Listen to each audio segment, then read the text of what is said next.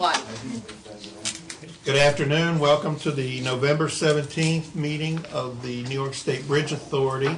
I'm joined at the table here by Commissioner Rod Dressel, Commissioner Van Lashua, Deputy Executive Director Tyler Sullivan, Commissioner Joe Romalia, Counsel Carl Whitbeck, and Executive Director Joe Ruggiero.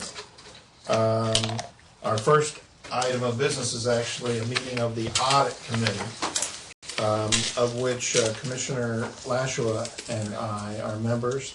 And the first order of business for that committee is to adopt the minutes of the October 21st meeting. And I make it unanimous, so it's adopted. The second order of business is an engagement letter. Last month, we approved the hiring of the firm Trecconi, Segura and Associates to be our internal auditors, internal auditors on a contract basis. And we have here an engagement letter from them that we need to endorse, I think, to send on to the full board. Actually, no, the board had already approved the contract. All this is for the audit committee to review and approve the engagement letter itself. That it's sufficient for our needs. Okay. And I read through it. If you're comfortable with it, we can go ahead and approve that. You make a motion? I move we approve the engagement letter. I second, and so that's approved. They also submitted the audit plan for this year. If you have any comments on it, we're joined by Finance Director Bushek. Bushek, okay. Bushek? Bushek, yes. I even practiced before the meeting. When Fran's got the camera on me, I just... Happens to me all the time. Okay. Must be running for president. Okay, normally, Nobody's watching. in the past, the audit committee and the board had received the audit plan earlier in the year. In April, I believe it was taking place. For this year, because we had contracted out, we're kind of doing everything at once where we've defined the scope of the internal audit, having prepared a risk assessment for the authority in compliance with the Public Authorities Reform Act, Acts of 2005 and 2009, and they've identified specific business processes that they're going to review over the next 3 years. Okay, for 2011, the three of them that will be reviewed are basically the engineering and maintenance areas, the procurement processes, and the last being the toll revenues processes.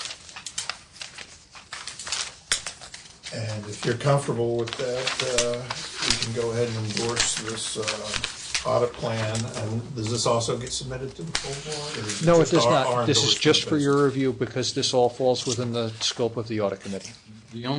I remember one other question I was talking about. It was the schedule. Okay. What do we do about we're behind a month already? Are we truly behind a month already? I don't believe we are, because they're supposed to be coming in basically the 19th of December. And I'm sorry, what page are you Okay, maybe I'm sorry. The plan, creating the plan itself is that first step. Yes, sorry. this is the plan, and it's received. All of this was stipulated within the RFP. So You want to make a motion? I move we we accept the audit plan. I second, and that's approved. Is there any other business for the audit committee? I move for adjournment. I second. Audit committee is adjourned. So now we'll move to the regular agenda of the full board. And the first item on the agenda is to adopt the minutes from the October 20 meeting. Is there a motion on that? I will adopt the minutes from last meeting. Is there a second? Joe? All in favor? Aye. That's adopted. I think it's time for Bill to talk engineering with us. Righty. Have a very light agenda for you today. Did y'all receive the email? After last month's board meeting, you had pre-authorized the purchase order for the pavement sensors. So we did receive bids the following week, and NYSBA was the low proposer for that pavement sensor. So we issued that purchase order and sent you all an email with the results of that bid. Other than that, we've completed all. We need to do a resolution according to this. It looks like. Oh no, this was a date sheet. I'm sorry. It was just sitting there. So we've already authorized you to go ahead once you did your bid, and now you're telling us. Yeah, we awarded it to the low bidder by selling it, so Okay. it should be in place next month up at the Kingston Bridge. So our job's in progress. We've completed all the contract painting work down at Newburgh, and they're just demobilizing now, taking the containment structures down and doing a few punch list items. So we will finish that project on time and on budget, contrary to some of the other things you see reported in the paper for large projects. We're very pleased with the work of Allied. They did a very good job, and no issues, no safety problems, so we're good to go. Okay. There is a resolution with that. And one Gus. Any other comments or any questions for our engineer? If none, we'll take a motion to accept the jobs in progress. So moved. Second. All in favor? Aye. Thank you. Great, thanks. Financial, Mr. Bushek. Hey, we can go home. Thanks. Okay, the first up would be the October investment report. Had one investment this month, again, primarily because in the short-term investment horizon we had in the month of October, investment returns wouldn't have yielded positive returns, so I had left a good deal of money, as you'll see on the second page, in cash. Effectively, there was about $2 million sitting in cash, and I will note that in the month of November, interest rates improved slightly, and I think I made a very small amount on some investments, but at least I was able to invest them at a positive yield. As you can see, consistent with our need for a toll increase, the maintenance reserve fund balance continues to decline. Overall, if you go to the next page for interest income, you will see that although our approximate yield percentage is higher, the absolute dollars are lower. This is primarily as a result of the declining balances in the maintenance reserve fund, as well as a 30-day month in September. Have you tried Italy and Greece? They have a lot of. I believe that goes against the authority's investment guidelines. Is there a motion to accept the finance or investment report? I move we approve the financial report. Second? All in favor? Okay. Next up is the budget and financial plan for 2012 through 2015. All of the documents were provided to the Audit and Finance Committees and the board members on September 29th. As required, we need to leave these documents available for public inspection for 30 days, and based on that timeline, because of the late board meeting in September, we were forced to do it in November. No changes have been made to this plan since it was provided in September.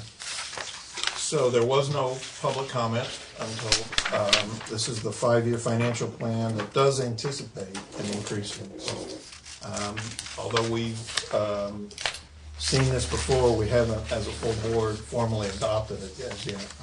So we need to take that action to do that. So if there's a motion on the 5-year plan, we've all seen this for 2 or 3 months at least now. Since September 29th. Yeah. So if there's a motion on that, Move the financial plan. is there a second? All in favor? Aye. So moved. Okay, the next item up is the quarterly operations report. Effectively, you will see that for the 9 months ending September, traffic volumes declined by approximately 1.76%. Revenues declined by 1.81%. Basically, passenger traffic made up a significantly higher percentage of the decline than commercial traffic. Lower interest rates also reduced interest income to $291 year to date. We seem to be we're doing better due to the advertising program in miscellaneous income, and of course, year over year, we've taken $1.7 million year to date in federal grants. In addition to that, the operating expenses were higher year over year. This is the result of the netting of a number of items, specifically salaries, which declined due to the 2010 retirement incentive. For the 9 months ended, it's dropped by $830,000. Unfortunately, offsetting that, we still had increases in salaries, in taxes and benefits by about 140. Professional fees were higher by 287, but some of that has to do with the financial advisor, the bond counsel, and the traffic consultant fees, which will be included and deferred as part of issuance costs once we go out and do the refinancing. And the remainder of the items relate materially to equipment that we purchased with federal grant funds. At this point in time, we were budgeted for $26.9 million in 2011, which includes the $2.1 million for OPEB or other post-employment benefits. We are 61% of the budget complete. We expect to come in slightly under budget as per the attached documents. The original capital improvement program reflected a $20.9 million total year spending, and we're expecting to come in under that now as per the business and financial plan, which you just approved. So we're cutting expenses, but revenues are also down. The one thing I just wanted to mention is that even though there is a slight decrease in the revenues and the tolls, that in and of itself is not why we needed the toll increase. There seems to be a misunderstanding on some people's part. In that case, we would have had to have bonded out, or in order to bond to do the work we need to do with the Newburgh deck, we would have had to have issued or raised the tolls to issue those bonds anyway, whether the revenues were slightly up or slightly down. And the walkway design. And also just the regular maintenance levels. So. No action is required on the board, by the board for this item. Okay, the last item is the annual billing from the New York State Employees Retirement System. You will note that despite the reduction in salaries, which year over year was a significant decline because of the employees retiring, it's roughly $1.2 million reduction. We still increased year over year, not considering the cost of the retirement incentive itself. We increased 6.8%. The original estimate of the retirement incentive, because we were asked to perform a calculation as opposed to being given $1, we came in with an estimate $3,000 higher than what the actual bill came in. So we have no exposure there. And I think, again, it would be interesting to note how much we were paying 12 years ago when the toll was last increased for annual retirement versus what we're paying annually now, just to show how every other cost we seem to be dealing with. It's down significantly over that period of time. If there's a motion on the payment of the retirement system invoice. So moved. Second? All in favor? Thank you. Information technology, Mr. Hurd. Good afternoon. I just got two quick items today. First is our Port Security Monthly Procurement Report, and we had total expenditures this month for $1,491. It was for cabling of the cameras on the project, and there's no action required on that. And the second item is our jobs in progress, which has been dwindling down as we come towards the close of the year. Camera procurement has been received. These are the replacement cameras for defective units at Newburgh and Mid-Hudson, and we're just waiting employee time to be able to plan the installation of those cameras. And that's where we're at. Any questions from Mr. Hurd? There's a motion on the IT report. I will accept that. Moved by Ron, second by Joe. All in favor? Aye. Thank you very much. The executive director's report is no expenditures beyond authorized levels. You have anything else to talk to us about? You're going well. And we've all received the traffic classification report. I think we received it by email. And the hard copy's here. Again, it shows a slight decrease in the revenues and the volume. That's not something I think we need to deal with the resolution. New business, dark fiber. Sounds like something Darth Vader would get involved in. Who wants to address dark fiber for us? You want me to do it? As you know, we've been, last year, we entered into our first dark fiber arrangement with the Mid-Hudson Bridge and Time Warner Communication. And we signed a 10-year contract with them to lease 48 fibers for about $480,000.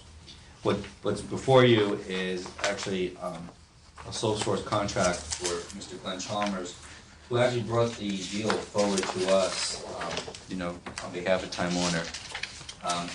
What he's going to be doing for us, what we're proposing is, he basically would be our real estate agent and go out and solicit similar type of contracts from different telecommunications companies for different potential contracts on various bridges, hoping to build up our dark fiber real estate to have future contracts and future deals and bring in more non-toll revenue dollars into the authority. So there's no direct fee that we would be paying him. All his fees would be coming through a commission from the lessees who we would bring in. So we now have the resource, he's gonna market it for us. In the market, the resource we have now, piece of as town. well as maybe potentially other build-outs on the other bridges. Right now, we have the one on the Mid-Hudson Bridge, but there's other opportunities on the other structures that, we'll be able to see what the deal is, the proposal between what construction costs are and how quick we could get a return on that. So I think it's just another way of expanding what we've been successful and we've got a lot of notoriety for it, so we're trying to continue that. And this is our first year of having it in place. We already- It came in Yeah. during this year, so Yeah. in the future, maybe we can see just sort of how that's shaping up. I mean- Payback on the initial investment. I mean, it was a $180,000 investment, you have a $480,000 contract. The first 3 years of the lease, on only 10% of the fibers pays for, and we still have 90% capacity there, so more money, the rest would be gravy, so to speak. There's a motion here to approve this contract with Mr. Chalmers. Is there a motion on the resolution? So moved. The North Fiber marketing agreement. And seconded by Joe. All in favor? Aye.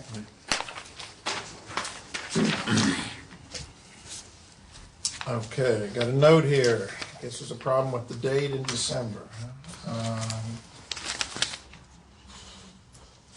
Well, we're requesting the date to be moved 1 week later to align up with the statutory timelines involved in the toll increase. The December 22nd date would fit into the calendar that the rulemaking requires us.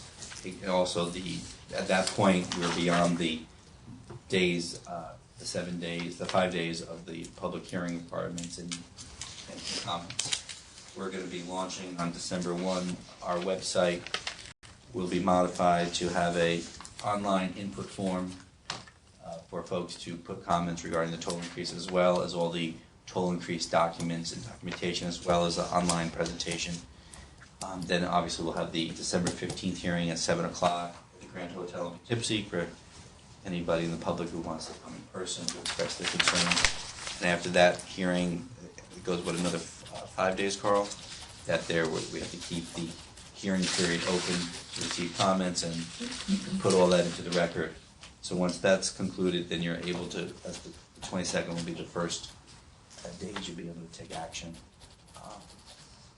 When all the record is completed, so to speak. Now we're pushing up against the holiday there. Is anybody You guys think you're gonna have any issues with that date, December 22nd? Yeah, I might have a little bit of an issue too. I think I can probably. We want to go ahead and set the date for the 22nd.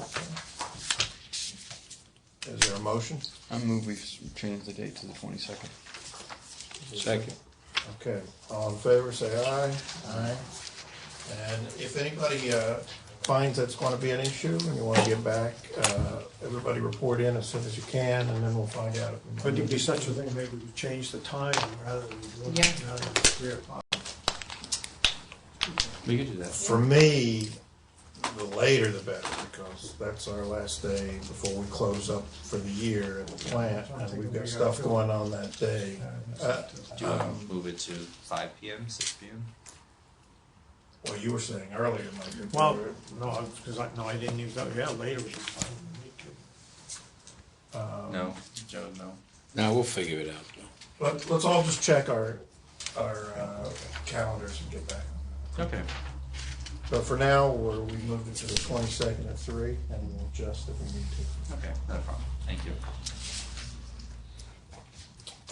Under old business, reapprove standards for the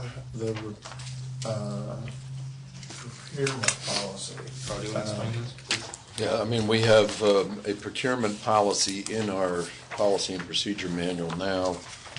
Part of the policy asks that the board review it and confirm it and reapprove it on an annual basis. We're not proposing any changes to it at all. We're just asking you. This is the one we've had. This is one that we've had in place for 3 years now. So I'm just asking you to confirm it. That was going to be my only question here. What was it? Was there anything new in it which was going to make it more difficult to stay in compliance? There's nothing new No, in no this. changes from what we There's had. not a change. You just have to reaffirm, we reviewed it. And our procurement policy was in line with the new recommendations of the new authorities law already. Yes. Okay, so we're fully compliant. with the Absolutely. state. So, Those things have all been done and were approved in the spring as part of Bob's parish report and parish report. In the future, we'll probably realign the annual review of the policy with the actual approval of the postings of the information just here. You can take all these actions at the same time, but these things have arisen over a period of years. I think that what you find is basically, they'd like a lot of the other authorities and agencies throughout the state to adopt something closer to what we've been doing here for several years. No doubt. So if there's a motion on reaffirming our current procurement policy, is there a motion on that resolution? So moved. Second? All in favor? Aye. Okay, I don't believe there's an attorney-client privilege. Does any of the commissioners have anything else they want to bring up? If not, I adjourn the meeting, and perhaps we'll see you on the 22nd. Happy Thanksgiving, everyone.